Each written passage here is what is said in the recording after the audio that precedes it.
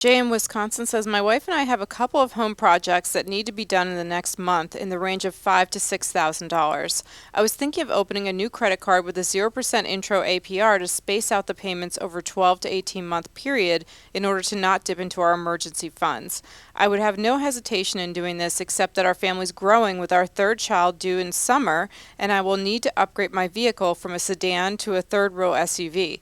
I'm concerned that applying for a credit card now will hurt my credit score when I need an auto loan in the next 5 to 6 months. What do you recommend I do? A single credit application for a credit card is not going to harm your credit score in any large amount that would harm you in applying for a vehicle loan.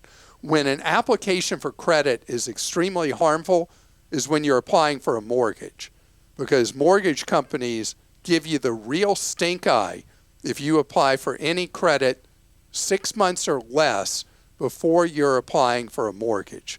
But just a single credit card application for a balance transfer will not have any meaningful impact on the interest rate on that vehicle loan.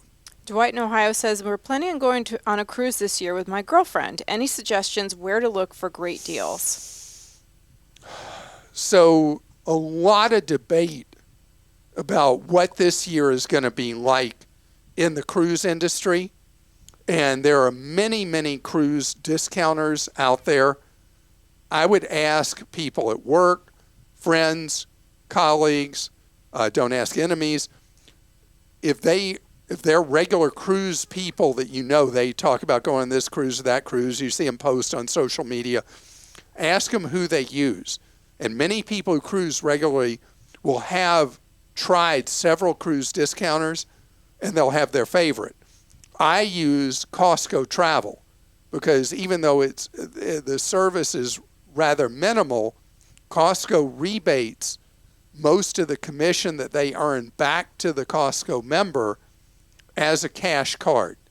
And so you get a meaningful discount on the cruise. I'm an executive member. I use the Costco credit card. So I end up getting effectively typically 11 to 13% back of the cruise fare using Costco Travel. But again, it's not one where they're going to say, hey, I got this great deal on this cruise over here. Let me tell you about it. I really like this cruise. I want you to stay in cabin 6240. It's got great views. It's got a little bit bigger balcony than other ones. Those are two different markets. Somebody like me who just wants rock gut cheap, and someone else who wants a deal and wants good guidance and advice. As far as advice, I'll tell you this, Dwight. If you and your girlfriend don't have kids and you don't have to worry about the school calendar, use the school calendar to your advantage booking a cruise. For example, this month of January is a much lower cost month to go on a cruise than December was. The most expensive times to go right around Christmas, New Year's. Now we're in a lull in January. September is a fantastic time to go on a cruise. In fact, the fall, typically, summer is very expensive. Why? Kids are out of school. So if you can use the calendar to your advantage, if you go look even direct on the websites of the cruise lines, and you look, you'll see exactly what I'm talking about.